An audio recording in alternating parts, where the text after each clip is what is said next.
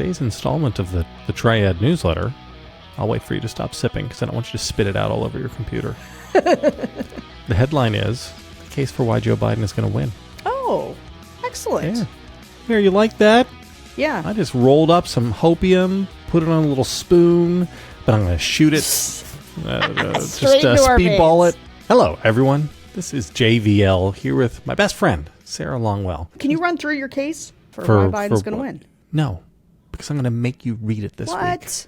You haven't had to read a Friday Triad in a month because I've been workshopping it with you every Friday. Wait, can I tell you? Yeah. I'll throw some things out there just in case they haven't made it into your piece already. Because if I was going to make the case for why Biden's going to win. If you're going to do this, then give me a minute to get out my notes so I can write them down when you say smart things. So I was doing a focus group pod. I was going to do a Christmas episode that was supposed to be cheery. And we were asking a bunch of the voters, like, what do you love about Christmas? And honestly, just we couldn't make it cheery enough, and so I had to abandon the whole thing. And I did one with so instead I grabbed Whit Ayers, our friend and Republican pollster, and we did a Nikki Haley episode because we've also been asking people about Nikki, and I crushed this poor guy's little heart there. But Wits?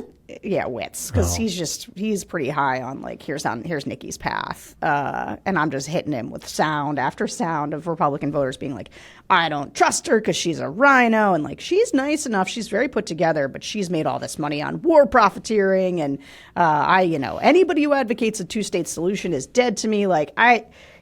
Wit just hasn't quite fully internalized to where the Republican Party is.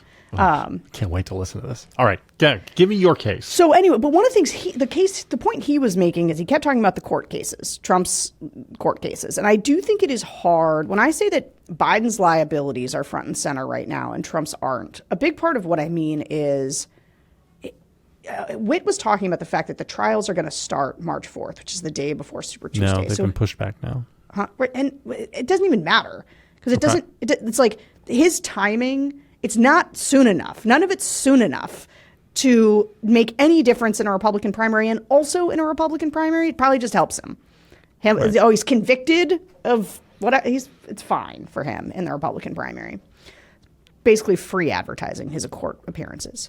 That is not the case in the general election. And also with the timeline, the idea that he could be convicted of something before the general election and be a convicted felon is real. And one of the things that I am finding, I sort of hadn't believed this, but I do hear people say it in the focus groups, and it shows up in the polling too, that if he is convicted, people feel differently about that for some reason. Even though we're going to hear everybody say, well, this is Washington, D.C., and it's the swamp attacking him or whatever, there is something about the fact of him being convicted on some of these things that makes a difference to people. That's one thing.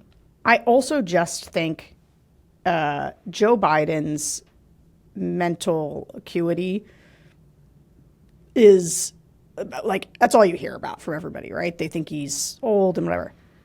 You don't hear that, right? Trump is bleeding stuff out on Truth Social, and unless you live on Twitter or already are excited about Trump, you're not seeing these clips of him talking and sounding like an absolute insane person. And so remember the debate he did with Joe Biden when he had COVID and he came in real hot and he was just a lunatic?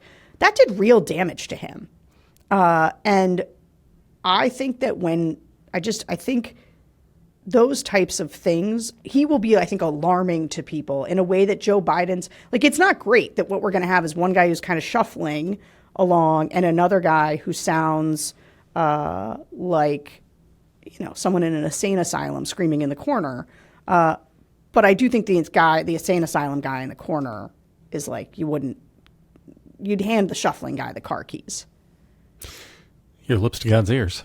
Are you including can you project into the future around the legal stuff? Or do you think it matters? Can't, because I can see it both ways. Yeah. I can see, I'm not positive we'll get a decision before then. He may succeed in just kicking the can down the road past the election. Yeah. I'm not sure he can be convicted. If he's the flip side of this, if he is acquitted. That's true. Or it's a hung jury. Yeah. Probably breaks the other way. So my why Biden is going to win case is based on very different stuff. Okay, great. Sorry, I didn't say anything smart enough to write down. No, it's just a totally different theory. My Biden case is we think that everything is different and that we're living outside of all of the norms. But the truth is the fundamentals will wind up determining this election just like they do every election. And the fundamentals are pretty good already and are going to continue to improve over the next 10 months. Okay. Rich Lowry. Oh, this is what I want to talk about. Because I have no idea what is going on here. I'm just excited. So, he's just on his podcast saying things like the Washington power centers and the military, whatever, they're going to prevent Trump from becoming a dictator. Okay, he's in his mode. This is the first stage of the slow pivot of the anti-antis back to rationalizing Trump. Right? The first stage is claiming that we are overreacting. And that's where everybody is right now. Alarmist, why are we? Why do we have such TDS? Yeah. And so seeing the first kind of twitch, because DeSantis isn't happening, and I don't know if you've noticed how quiet the DeSantis stance have gotten. And so quiet. They're able to do that in large part because you can just focus on Israel and Hamas and that stuff. And the university presidents. And university presidents, that's right. And not the fact that Ron DeSantis, and I guess what, they stay quiet until Iowa in the hopes that he surprisingly does better. And but it's not like they're all out there pushing Nikki. Everybody's that's interesting, isn't it? It is interesting. Tim made this observation about the political side, about how, it was funny. There's like Mike Gallagher got caught maybe talking to Paul Ryan about potentially, endorsing Nikki and had to go out and reiterate that he would not be endorsing anyone because God forbid he endorsed Nikki Haley. And here's where it starts to happen. The Trump inevitability march causes businesses, especially these donors, right? I don't know how much you read Puck, but Puck does a really good job with the donor stuff. And one of the psychological things happening with the donors right now is like, well, if Trump's inevitable, I cannot be on his bad side. So going in for Nikki now is hard for people in a way that it wasn't a year ago to go in for DeSantis, because now they're like, I can't attract this guy's ire. Chances of him being president again are 50-50. Right. And so that's a problem.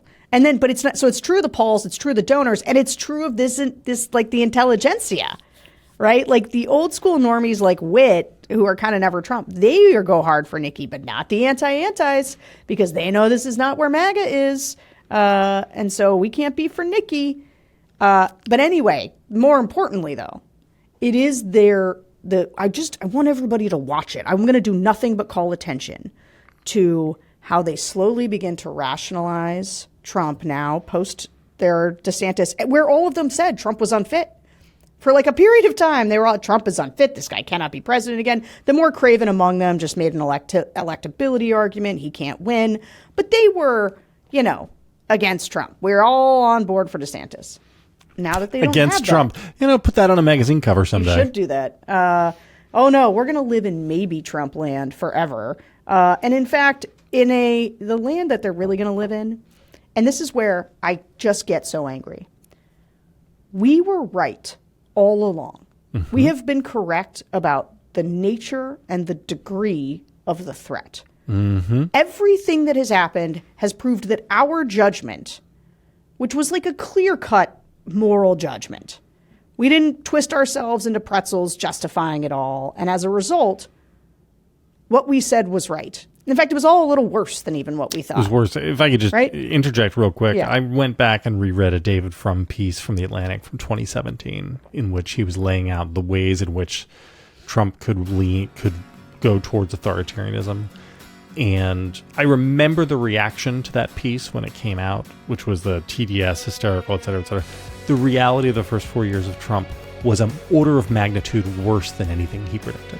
Yeah. So all of the alarmism actually wasn't alarmist enough. Hey guys, I know you want to hear more of this. You want more time with me and JVL, right? So much more. JVL's got more darkness to bring. I want to tell people why we're all going to die. But to get that, they've got to pay. Bulwark Plus, guys, go subscribe.